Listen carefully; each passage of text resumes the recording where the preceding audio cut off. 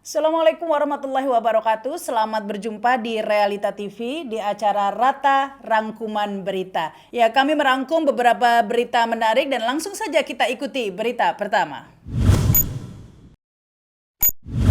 Berita yang pertama kita menyoroti ini Ade Armando, lagi-lagi Ade Armando ini ya, yang seperti biasa ya pernyataannya selalu membuat kontroversi atau terkesan provokasi bahkan.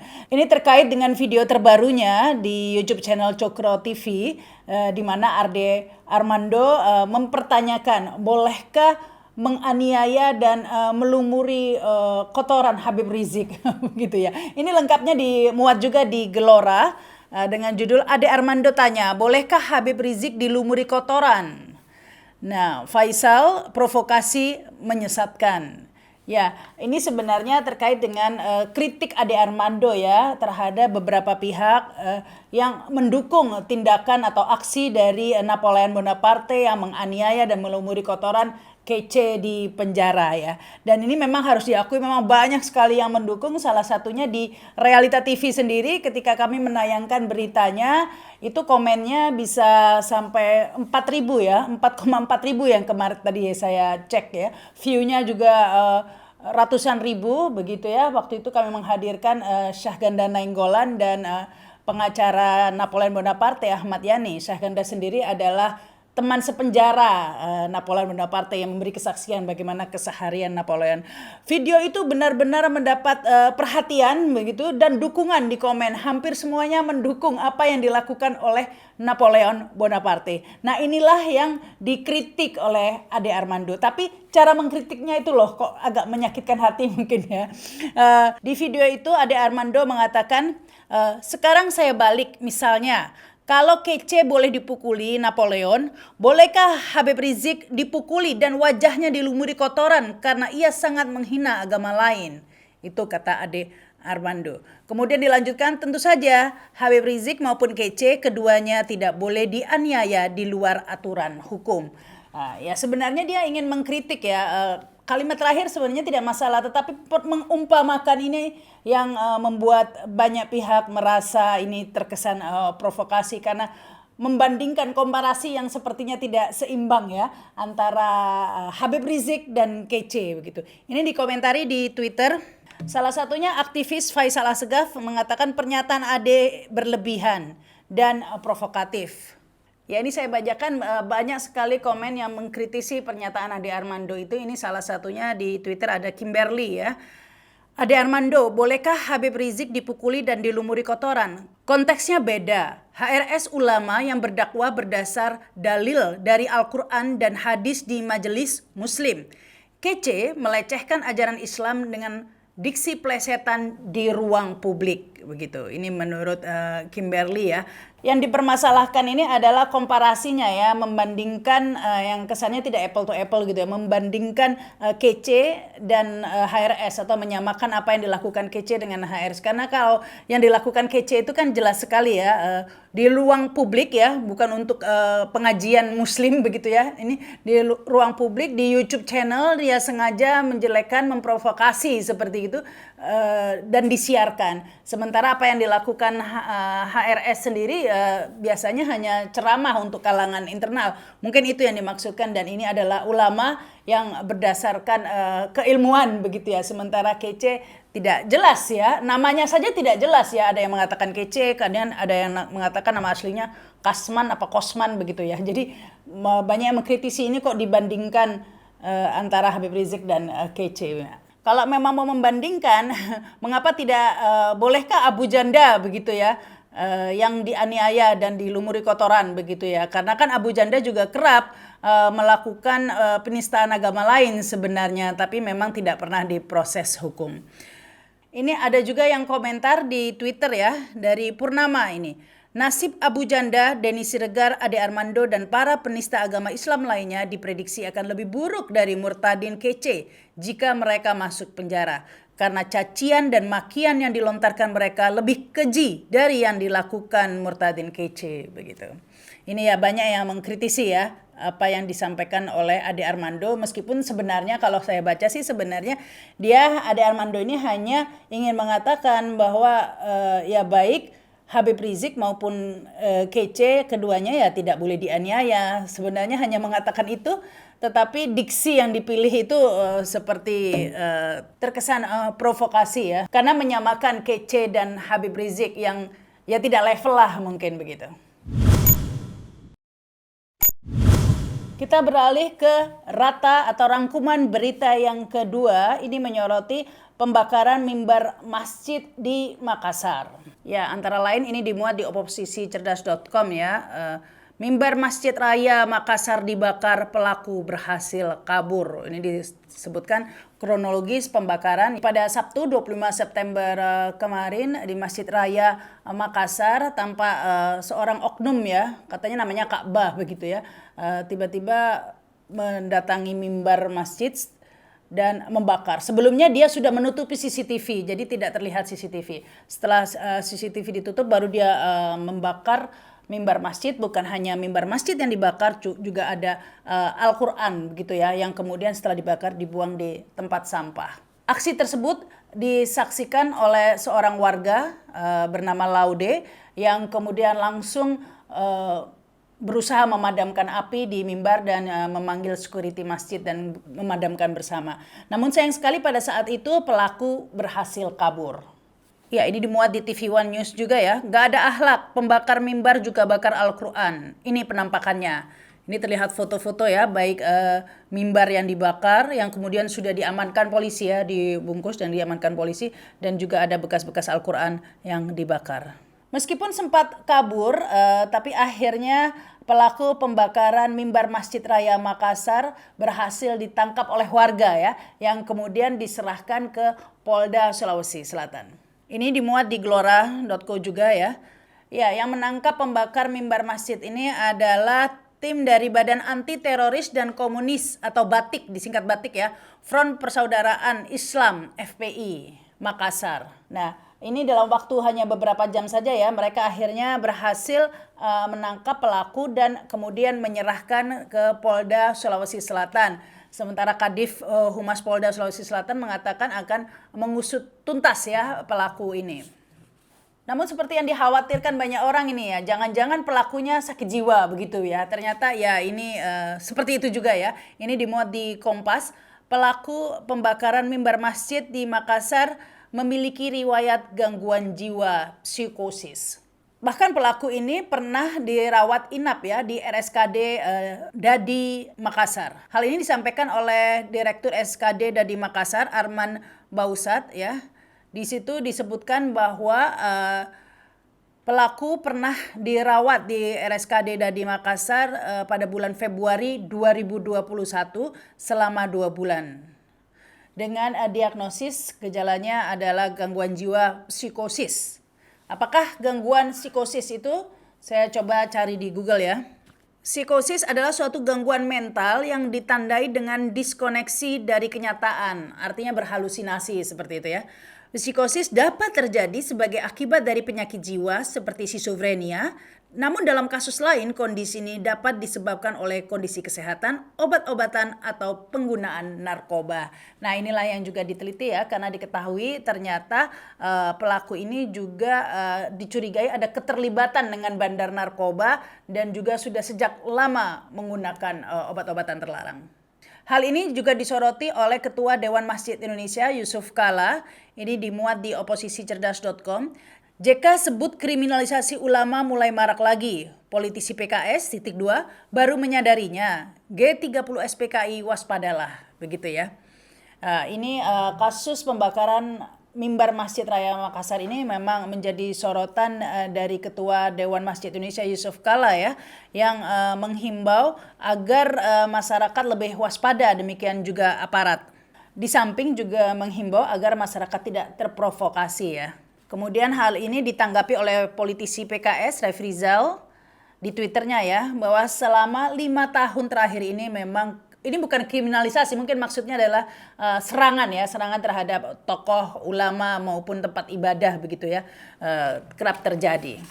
Di antaranya ini belum lama terjadi ya, pada tanggal 19 September 2021 dimuat di Gelora, Ustadz Tangerang tewas ditembak orang tak dikenal, pelaku mengenakan jaket ojol begitu.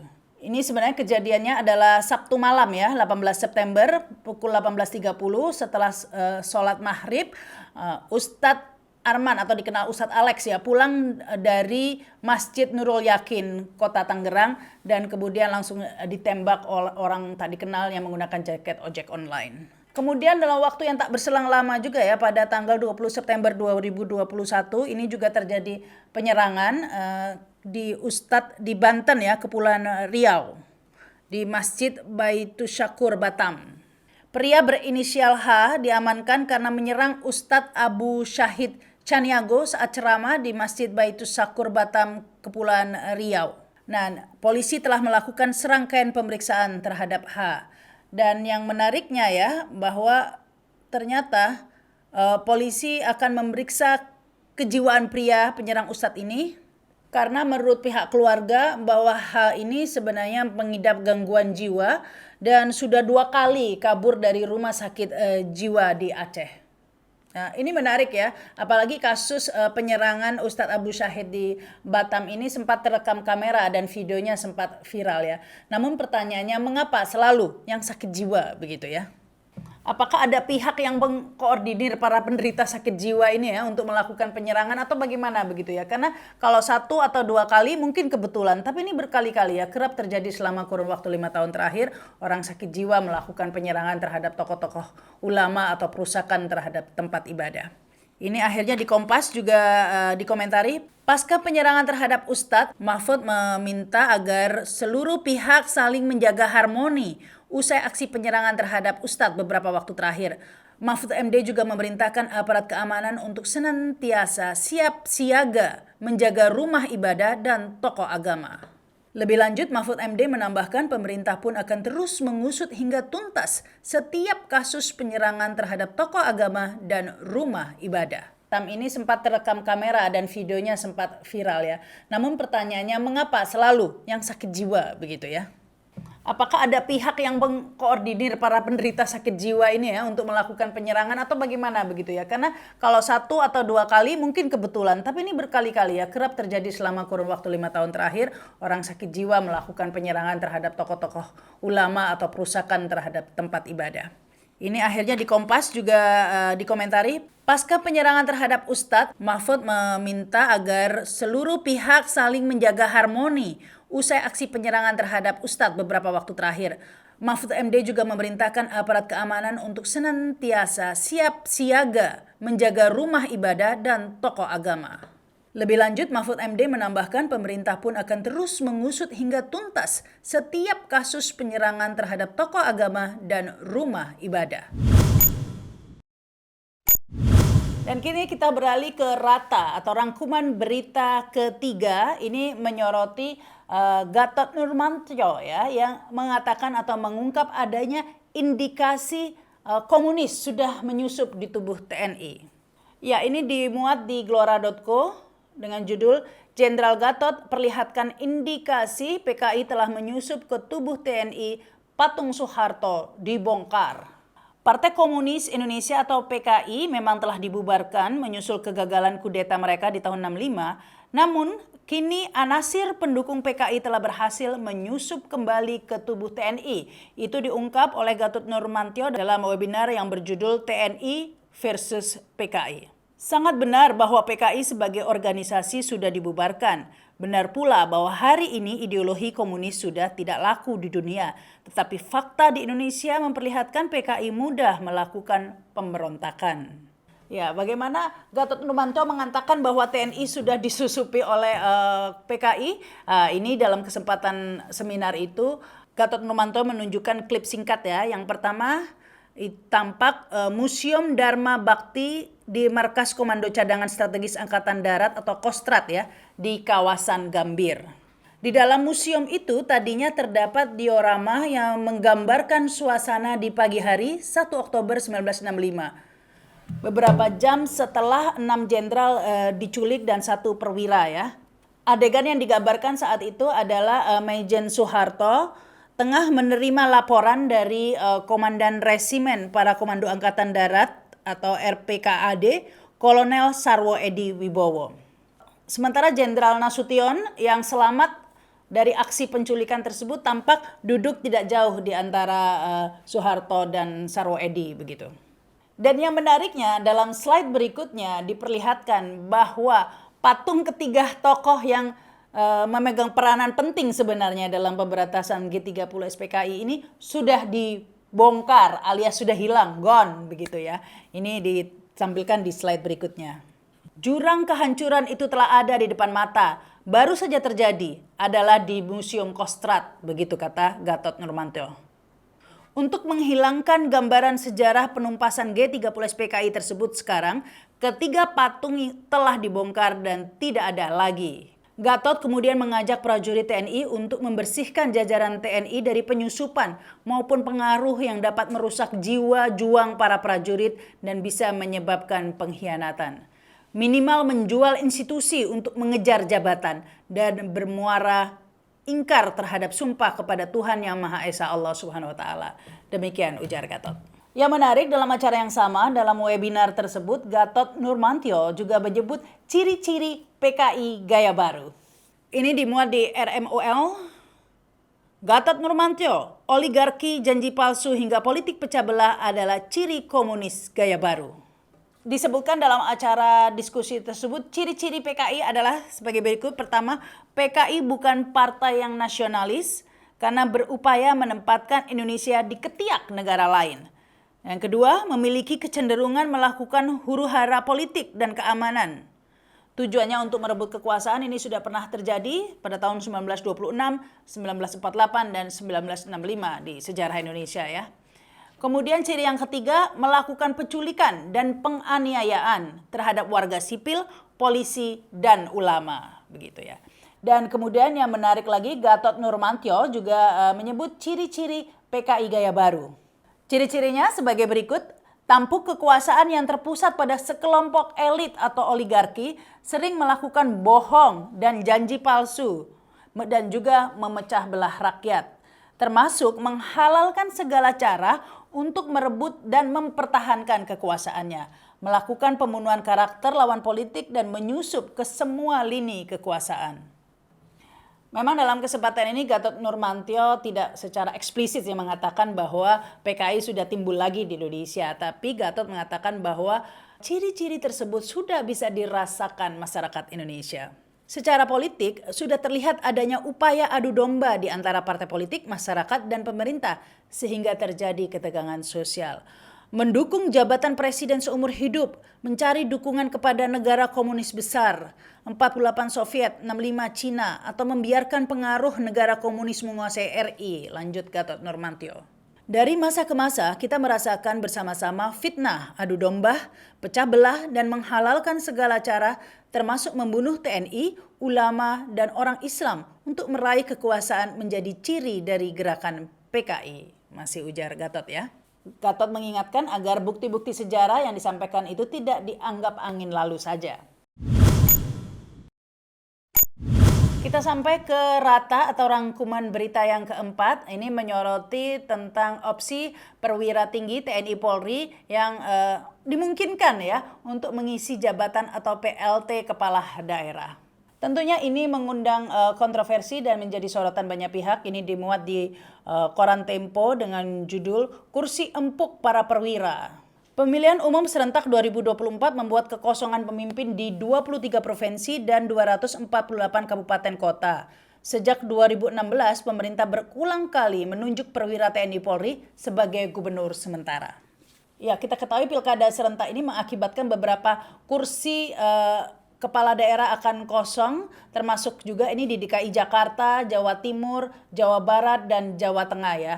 Mulai tahun 2022, artinya ada 2 tahun begitu yang akan diisi oleh orang atau pejabat yang bukan hasil pemilihan atau yang bukan hasil pilihan rakyat, tapi ditunjuk oleh presiden. Dan sudah beberapa begitu ya yang ditunjuk dan berasal dari TNI Polri atau perwira.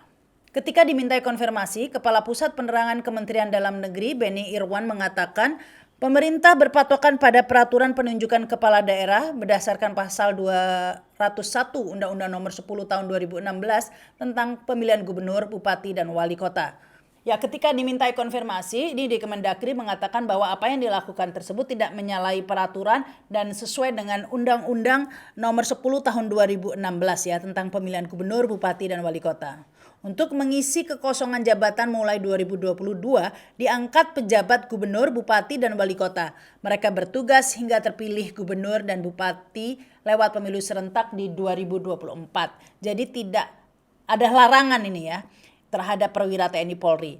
Ihwal peluang perwira TNI Polri, Beni kembali mengacu pada pasal yang sama. Di ayat 10 dan 11 dalam undang-undang itu dinyatakan bahwa pejabat gubernur berasal dari pimpinan tinggi madya dan pejabat bupati wali kota dari pimpinan tinggi pertama.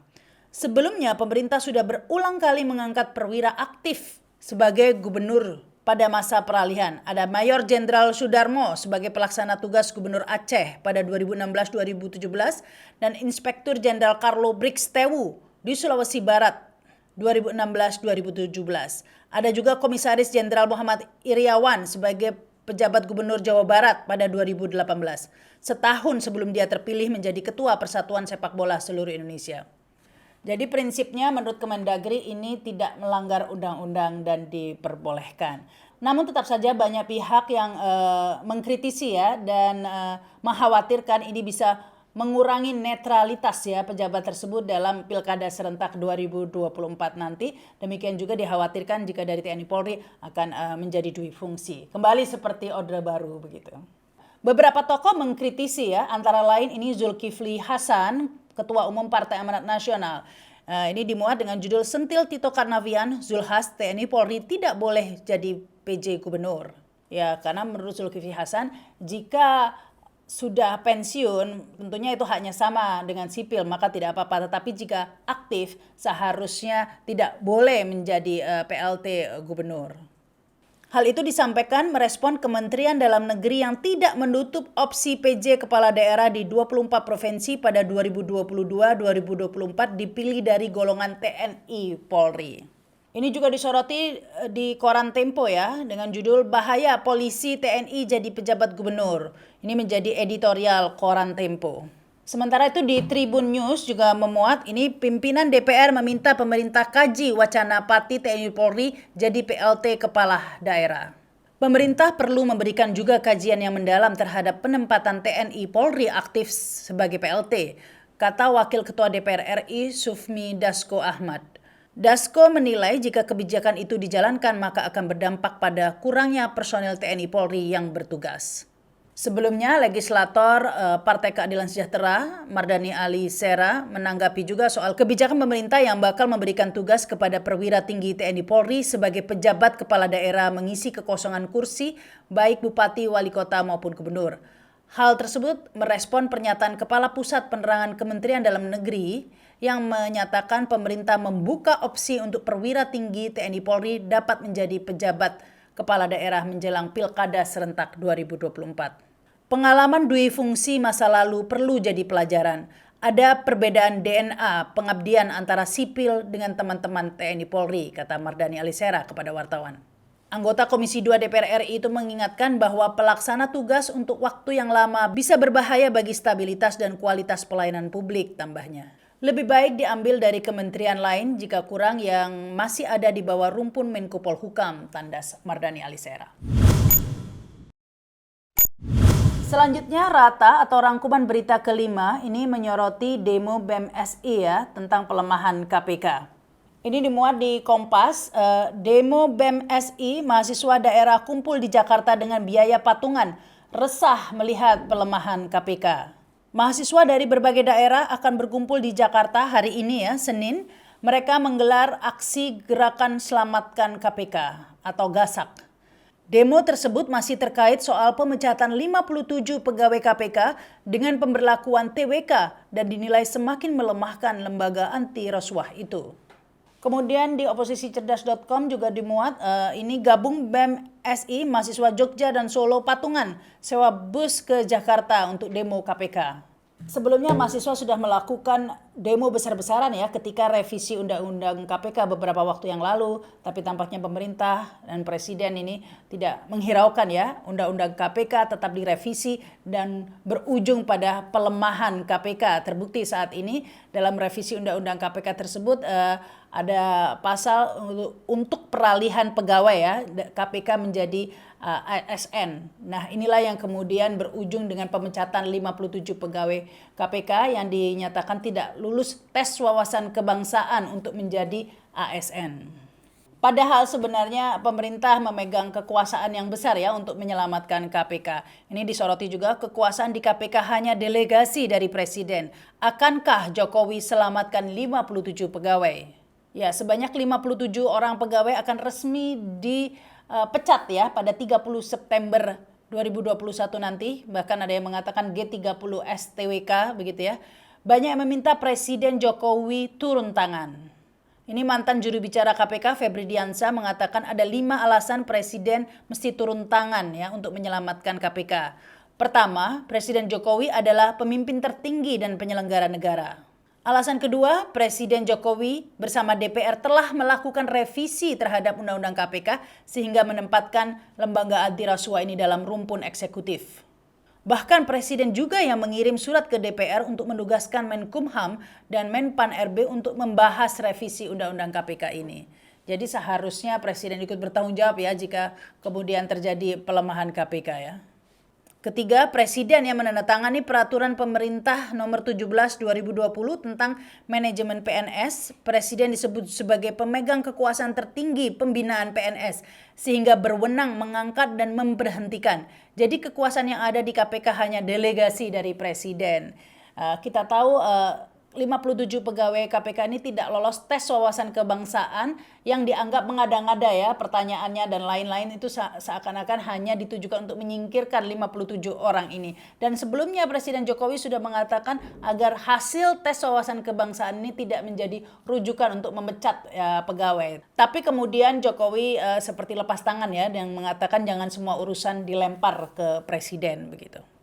Selanjutnya ini alasan kelima menurut Febri Diansah, Ombudsman dan Komnas HAM telah menemukan adanya masalah serius dalam pelaksanaan TWK terhadap pegawai KPK ini. Dalam temuannya, Ombudsman menyebut adanya maladministrasi, sementara Komnas HAM menemukan adanya 11 pelanggaran HAM. Bahkan para pegawai dihambat mengetahui info TWK yang membuat mereka disingkirkan, tuturnya. Ya, Febri Diansah berharap agar Presiden Jokowi bertindak sebagai layaknya kepala negara. Dan kita sampai ke rata atau rangkuman berita yang terakhir ini, yang keenam. Sebenarnya ini berita ringan ya, tapi menarik. Ini terkait dengan Puan Maharani ya yang melakukan belusukan meninjau vaksinasi di Jakarta Barat ya. Dalam kesempatan itu ada kejadian yang menarik. Ini dimuat di gelora.co ya. Judulnya, belusukan vaksinasi di Jakbar, Puan Maharani tak dikenali warga. Ibu tahu saya? Ini tanya Puan ya. Ketua DPR RI, Puan Maharani, dalam agenda kegiatannya mengunjungi langsung kegiatan vaksinasi massal di SMKN 72 daerah Jakarta Barat pada Minggu 26 September. Dalam kegiatan tersebut ada sedikit cerita menarik begitu. Hal itu adalah ketika salah seorang ibu-ibu peserta vaksinasi massal mengaku tidak mengenal dengan Ibu Ketua Dewan Perwakilan Rakyat Puan Maharani. Dikutip dari pikiranrakyat.com yang berjudul Tak Dikenali Warga, Puan Maharani terpaksa perkenalkan diri saat belusukan di Jakarta Barat. Ibu tahu saya, ujarnya menanyakan kepada Ibu Paruhbaya yang sedang duduk di kursi tersebut. Sontak ibu tersebut menyampaikan kalau dirinya sempat dikabarkan oleh anaknya bahwa akan ada ketua DPR yang akan meninjau langsung kegiatan vaksinasi di SMKN 72. Anak saya sih tadi bilang ada ketua DPR, ujarnya. Namun ibu tersebut tidak tahu kalau perempuan yang sedang berbicara dengan dirinya adalah orang yang dimaksud, yaitu Puan Maharani. Saya Puan Maharani, katanya mengenalkan diri kepada ibu tersebut. Memang kalau menggunakan masker susah untuk dikenal, ucapnya. Ya mungkin karena masker ya, bukan karena tidak dikenal. Ini ada-ada saja nih, namanya juga berita ringan. Ya, karena ini menjadi menarik ketika kita tahu Puan Maharani ini termasuk tokoh yang paling banyak balihonya ya disebar, termasuk di Jakarta ya banyak sekali, sehingga jika ada berita tidak dikenali ini jadi bertanya-tanya, wah jangan-jangan masih kurang ini balihonya. Baik, itu saja rangkuman berita yang kami susun edisi kali ini. Jangan lupa subscribe dan komen. Saya Rahma Sarita mengucapkan terima kasih yang sudah menyaksikan tayangan ini. Wassalamualaikum warahmatullahi wabarakatuh. Sampai jumpa.